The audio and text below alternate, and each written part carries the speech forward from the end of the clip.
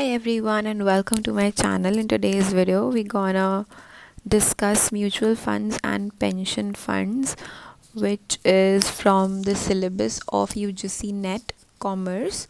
So मैंने कुछ notes बनाया है which I really hope will help you. Let's get started. Mutual funds it is an investment scheme है. इसमें बहुत सारे लोग इन्वेस्ट करते हैं ताकि फ्यूचर में उनको थोड़ा बहुत फ़ायदा हो जाए. एंड वो किस में इन्वेस्ट करते हैं अपना पैसा? स्टॉक्स, बॉन्ड्स में या फिर शॉर्ट टर्म डेट में. जब भी इन्वेस्टर्स इन्वेस्टमेंट करते हैं तो उनका शेयर रिप्रेजेंट करता है एक ओनरशिप कि वो अब थोड़ा एक ओनरशिप में उनका भी हिस्सा है फंड्स में. ठीक है, जब भी इनकम जो भी आएगी तो उनमें उस इनकम में उन इन्वेस्टर्स का भी पार्ट होगा. राइट. जब भी म्यूचुअल फंड्स कंबाइंड हो जाते हैं उनको पोर्टफोलियो कहा जाता है. एंड इन्वेस्टर्स इन्वेस्ट करते हैं म्यूचुअल फंड्स के अंदर. Then we have the types of mutual funds. Money market funds के अंदर बहुत ही कम रिस्क होता है और जो इन्वेस्टमेंट होते हैं इसके अंदर काफ़ी ज़्यादा हाई क्वालिटी के होते हैं और शॉर्ट टर्म के होते हैं इसलिए रिस्क भी कम होता है. Then we have bond funds में रिस्क बहुत ज़्यादा होता है और इसलिए रिटर्न्स भी बहुत ज़्यादा होते हैं. Then we have stock funds जो होते हैं कॉर्पोरेट स्टॉक्स में इन्वेस्ट करते हैं और बहुत सारे तरीके के स्टॉक फंड्स होते हैं like growth funds, income funds, index funds and sector funds. Next we have target date funds.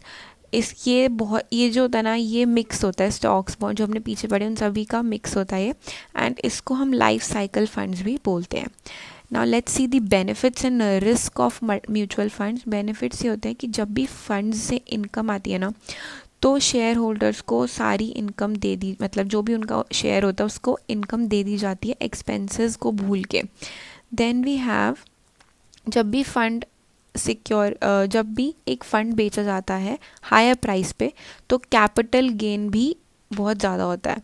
जब मार्केट वैल्यू बढ़ती है तो फंड्स वैल्यू भी बढ़ जाती है. सो ये बेनिफिट्स होते हैं कि लोगों को फ़ायदा हो जाता है कोई भी इंक्रीमेंट से.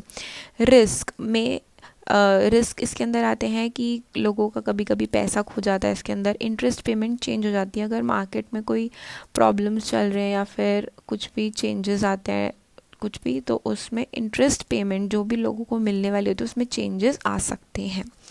Next topic is pension funds को रिटायरमेंट फंड्स या फिर सुपर एनुएशन फंड्स भी बोलते हैं.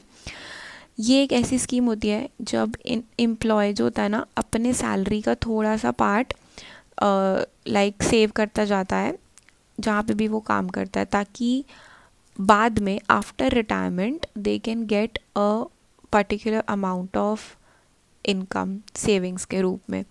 सो इसका एम ये होता है कि फ्लो ऑफ इनकम बना रहे.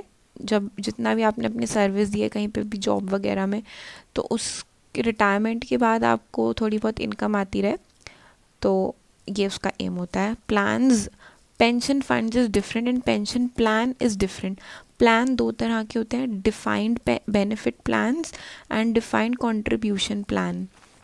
डिफाइंड बेनिफिट के अंदर मंथली पेमेंट आता रहता है रिटायरमेंट के बाद, लेकिन डिफाइंड कंट्रीब्यूशन प्लान के अंदर क्या होता है, एम्प्लॉयर और एम्प्लॉय दोनों ही कंट्रीब्यूट करते हैं थोड़ा थोड़ा.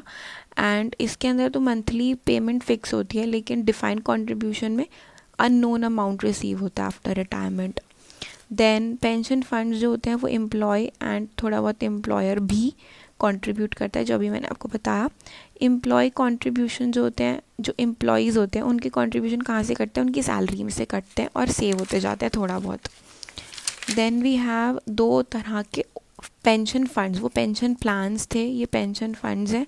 So open pension fund and closed pension fund.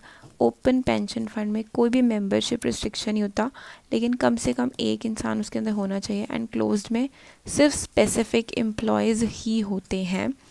ये सबके लिए अवेलेबल नहीं होता. This is available for everyone लेकिन कम से कम इसमें एक इंसान होना चाहिए, लेकिन this is available for only specific employees. So yeah guys that's it. I hope ये नोट्स आपकी कुछ हेल्प करें. अगर आपको कोई भी और क्वेरी है then you can ask me in the comment section below. I will see you soon. Bye bye.